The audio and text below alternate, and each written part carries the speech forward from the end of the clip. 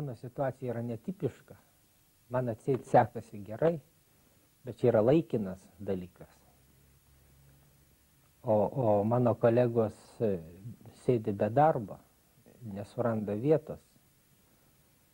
Jie pergyvena ne tik kūrybinę, bet ir moralinę, reiškia, traumą. Tai yra traumos būsena dabar visiems. Tegul man ir ta sėkmė yra, bet vis tiek tai yra dvasinės traumos būsena, ta situacija, kurioje esu. Aš tik tai tuos 2 metus pasinėriau į sausio 13, reiškia, skulptūrą ir negalėjau aš užsimiršti to, kas darosi meniniam gyvenime. Ir plus dar problema, kuri buvo susijusi su paminklu sausio 13. Nes aš išgyvenau, reiškia, kaip žmogus, galbūt per ilgai toj dramai, kuri buvo sausio 13. Aš turėjau fiksuoti viską, pasinerti, dirbti ir galvoti. Savotiška paranoja vystosi. Ir man labai sunku dabar iš jos išeiti, dėl to, kad darbas baigėsi, skulptūra baigėsi, aš nuo jos galiu pasitraukti, o šitas šleifas, reiškia, per visą mano psichiką, per dvasią pasilieka. Pasirodo, aš jo negaliu išmesti iš savęs. Yra sunku palikti tą problemą, ne kaip meną, ne kaip dailininkui, o kaip žmogui yra sunku. Ir maniau, kad aš turėsiu palengvėjimą pabaigęs darbą, o gaunasi atvirkščiai. Aš sėdu į tokią duobę, depresiją, galim pasakyti.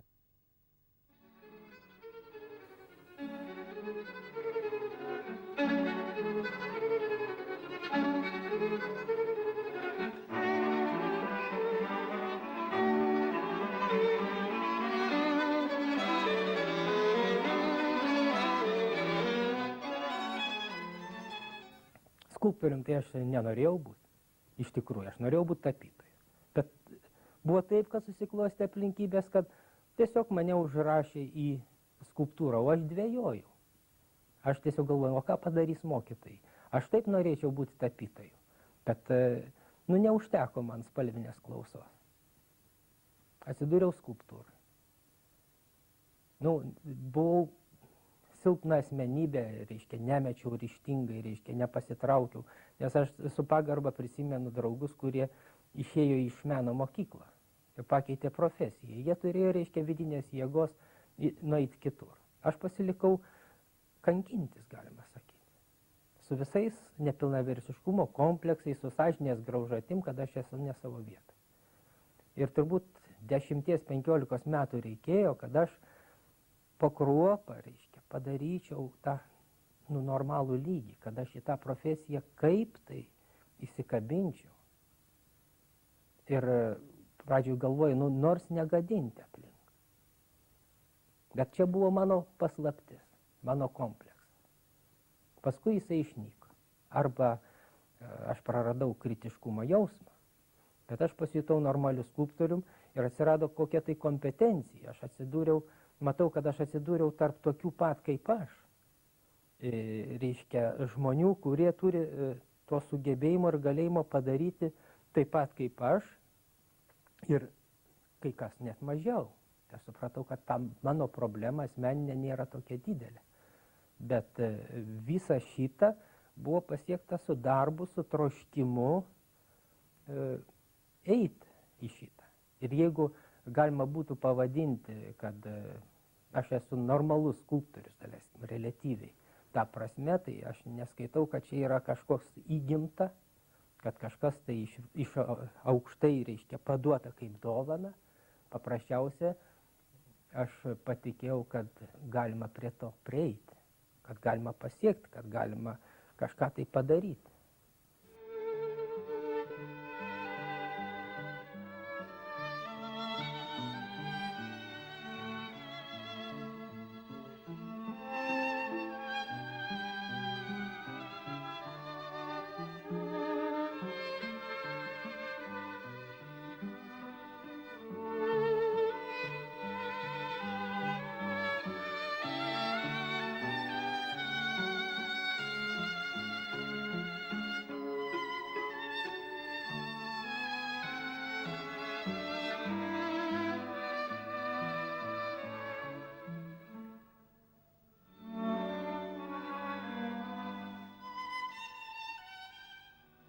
Juknaičiai man ir iki šiol yra nepasibaigę.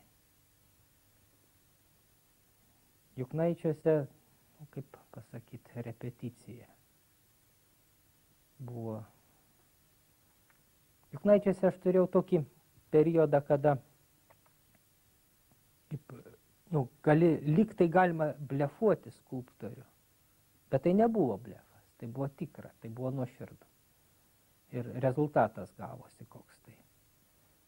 Čia yra nepaaiškinamas paradoksas ir patys Juknaičiai ir mano buvimas tenai. Jis man kaip skulptoriui davė labai daug. Labai daug.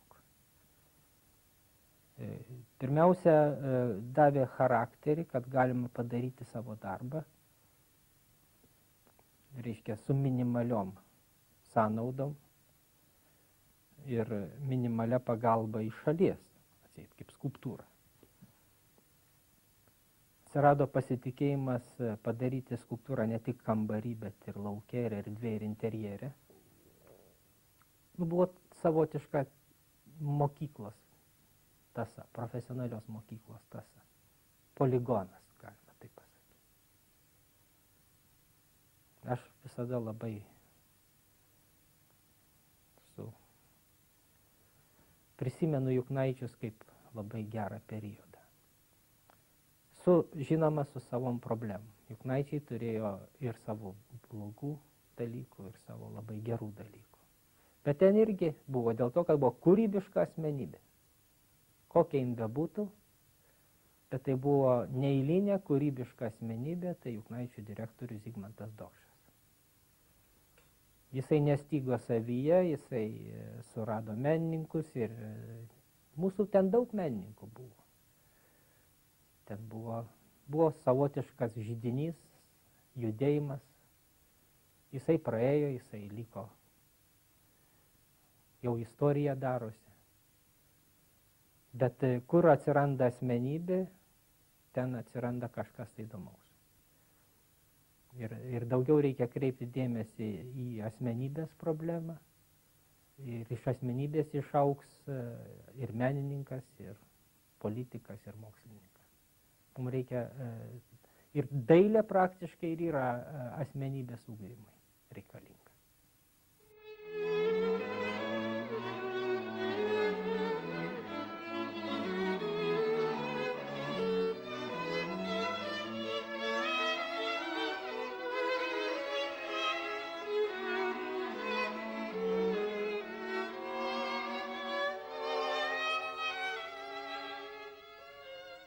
Po 10-15 metų savarankiško darbo didėja mokyklos reikšmė. Vis dažniau pradedi prisiminti meno mokyklą, kokį tau antspaudą padarė, kokią tau įtaką, teigiamą ar neigiamą, bendrą sumą. Ir lieka ne tai, kad tu ten išmokai pieštuką laikyti ar pirmą kartą instrumentą paėmė, būtent nulėmė, kokius tu turėjai santykius su žmonėm, ką tu kalbėjai, ką tau pasakė, ką tu jautei. Paprasčiausia žmogiškas ryšys. Ir to žmogiško ryšio su mokytojais reikšmė pasidaro labai svarbi. Tada prisimeni kiekvieną žodį, kada susitinki mokytojai ir jam primeni, mokytojai, jūs man tada ir tada tą pasakėt. Jis, žinoma, niekad neprisimena, ką jis pasakė. Jis net nežino, kaip buvo reikšminga, daleiskim, tam žmogui, ar man, ar kitam. Tai čia man dabar meno mokyklos proporcija su dailės institutu didėja. Bet taip pat didėja ir vaikystė, taip pat didėja tą, ką man tėvas pasakė, ką man brolis pasakė. Jie pasirodo irgi formavo, kaip aš dirbsiu. Ir iš tikrųjų negali pasakyti, kad dailininkas, aš dirbu, skaitau ir augu. Augina pasaulį. Jeigu tu esi atviras jam, jeigu tu jausmai tavo yra aštrus, tai ar draugas, ar priešas, žodžiu, daro reikšmingus tokius postūmius tau būti tokio, ne kitokio. Nes aš neturiu tokios fatališkos jėgos, kad aš viską pats formuočiau ir kitus, ir save, ir taip toliau. Mano toks yra kelias. Mane labai stipriai augina pažįstami, draugai, artimi žmonės, vaikai, žmona, tėvai, broliai. Visa tas mane užsiangažavusi būti menininku augina šitas. Aš netikiu, kaip pasakyti, talentu, kokiu tai ypatinga, kaip sakom, Dievo dovana. Ta Dievo dovana yra, aš nesu toks, aš jos neturiu. Geriau taip pasakyti, nes kai pradedi pagalvoti, yra tikrai žmonės, kad negalima iš žmogaus, normalaus žmogaus pozicijos, reiškia taip imti ir padaryti tą, ką sukūrė Mozartas. Muzikoje turim tokių dalykų, mes dailiai turim tokių tikrai dieviškų dalykų, kurių negali apibūdinti, kad čia žmogus ėmė pats ir pasiekė, daleiskim, kaip aš tokiu keliu nueiti. Jiem aš lenkiu galvą, čia yra tikrai Dievo dovanos didžiulės. Mano kelyje yra taip, kad surasti save reikia. Surasti galimybės atrodo, aš turiu tokias pat kaip visi, kai kurio prasme mažesnės, kažkuria prasme didesnės, bet turbūt yra nusistatymas neramiai ir kūrybiškai priimti pasaulį. Čia tiesiog turbūt priklauso nuo žmogaus psichinės sandaros. Jeigu aš negaliu gyventi pagal savo jausmų struktūrą taip kaip visi, aš turiu surasti, reiškia, būdą, kaip prisitaikyti, kaip man gyventi. Ir tada, reiškia, aš atsiveriu, aš priimu, vertinu pasaulį, kuris į mane ateina. Ir tuo pačiu, reiškia, stengiuosi į jį prisiliesti prie jo.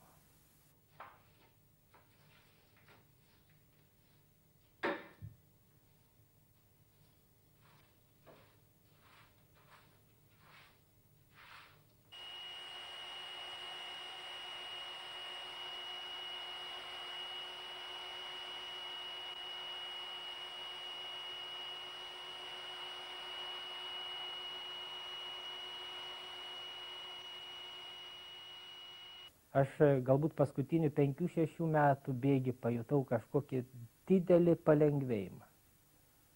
Didelį, atpildą galim pasakyti. Galbūt galima tai pavadinti įkvėpimo džiaugsmą. Aš galbūt išmeldžiau. Ir man pasidarė, tapau laisvas. Man pasijutau, kad aš galiu viską padaryti, ką noriu. Aš anksčiau negalėjau padaryti, ką noriu. Man reikėdavo labai daug vargti. Aš nemokėjau padaryti. Reiškia, vizija kokia tai atsiranda, kad reikėtų padaryti skulptūrą, kompoziciją. Aš ją sunkiai labai suformuodavau. Suformuoju viziją, po to aš ją darau ir galvodavau, o ką aš po to darysiu? Mano galvoje nieko daugiau nėra. Aš bijodavau, kad aš neturėsiu, ką aš toliau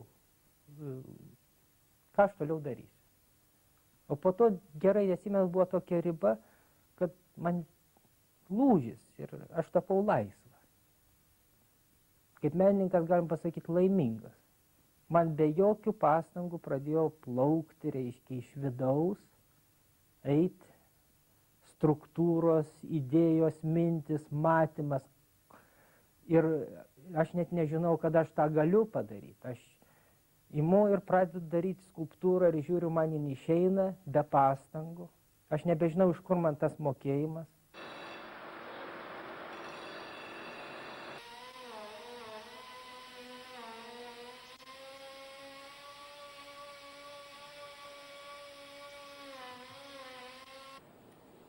Ne, tai aš, čia buvo kalba pradžiai, bet ne.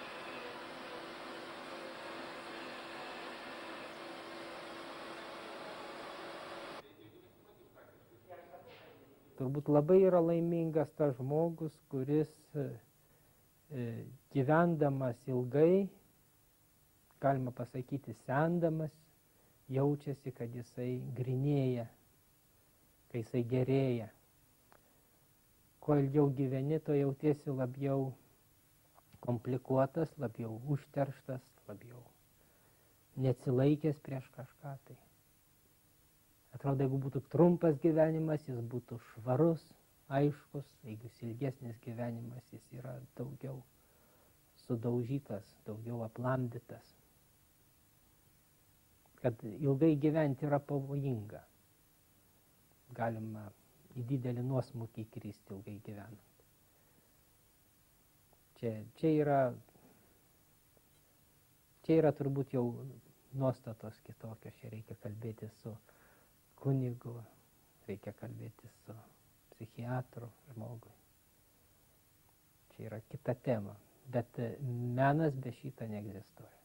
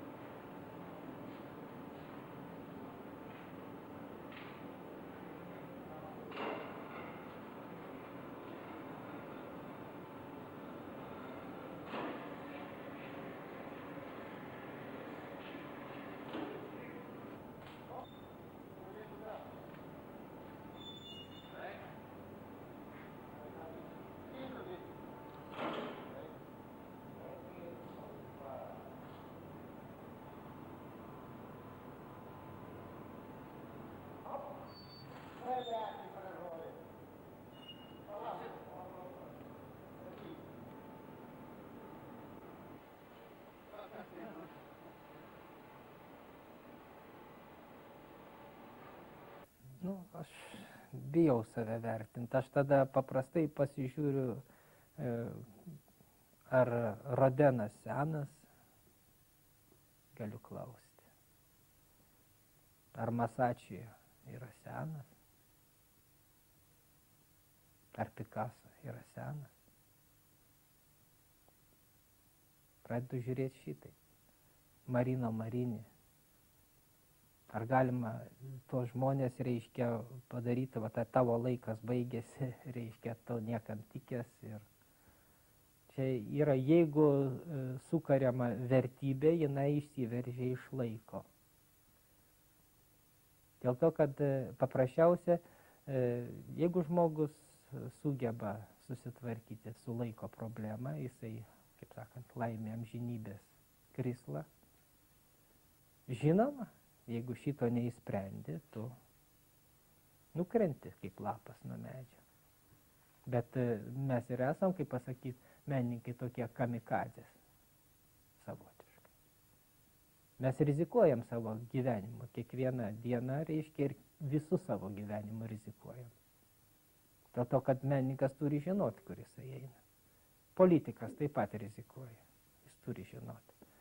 Bet jeigu mes rizikuojam savo gyvenimu, galim pagadinti, užteršti kultūrinę aplinką, palikdami meno kūrinius, gerai cementuotus, betoninius, marmurinius, bronzinius. Yra rizika.